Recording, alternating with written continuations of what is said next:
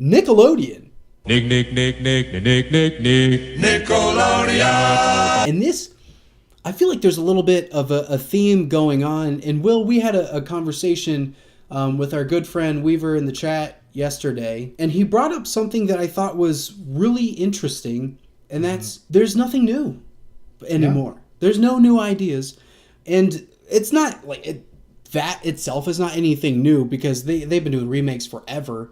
I remember, I want to say back like maybe 5-10 years ago, there were all these remakes of really old movies.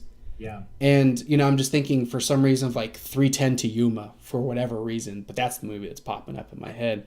I don't know. I like that movie. No, I thought it was a great movie. Yeah, that was good. But it's like they took a really old classic and they remade it. Now we get into this day and age, into 2019. And it's just getting comical at this point because now we're looking at content in the 90s. They're reviving old 90s shows. Like, these are shows that I grew up with as a kid, and like a lot of 90s content, especially like cartoons, like Rugrats, they've become, for some reason, oddly popular, especially in bar culture. I don't know why. There's like the big 90s pub crawl in Columbus. Yeah. We just bought some shot glasses covered with Nickelodeon characters. So anyways, 90s content has just been kind of popular, but I never imagined that they would pull from it this much. So Nickelodeon has its own streaming service, or at least it's coming out soon. I thought it was already out, but it's called Nick Splat or something along those lines. And on that, it's fantastic. They show all of these old shows, and that's exciting. I love it. For me, it's a huge nostalgia piece. I would gladly pay $10 for that. But what they're about to do that I didn't know they were going to do is they're remaking those shows. They recently announced 2 of them so far. So All That, which is a variety comedy show likened to SNL but was kids.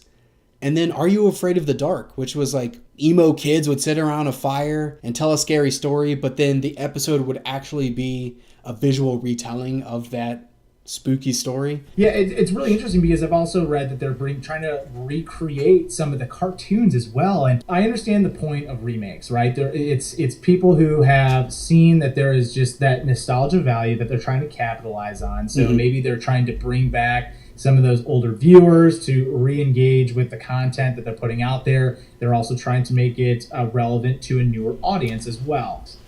Sometimes I just feel like you need to leave classics be classics. And if some things die, some things die. Bring some new material to us so we can fall in love with something new as opposed to just clinging to the past. And then I feel like we're just getting into, then nobody's happy because naturally comparisons are then going to be made. Yeah. Right? So I'm kind of over the reboot aspect of things. Now, I will say that there are good reboots out there.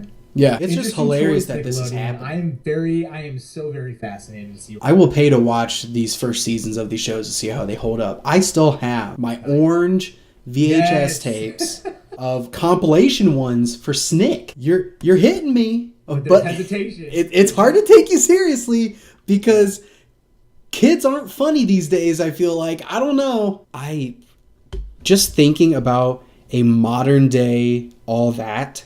Yeah. Where these kids think they're so freaking funny. I'm not about it. I really think it's gonna bomb. I think it's 100% gonna bomb. I really hope it's a funny bad. I hope so too. And not like I want to claw my eyes out.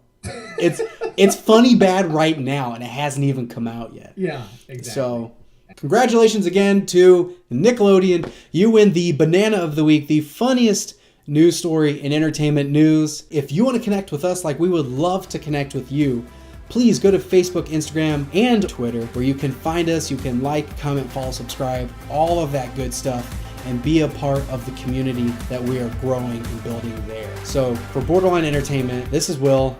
I'm Asa. Be well, Borderline fans.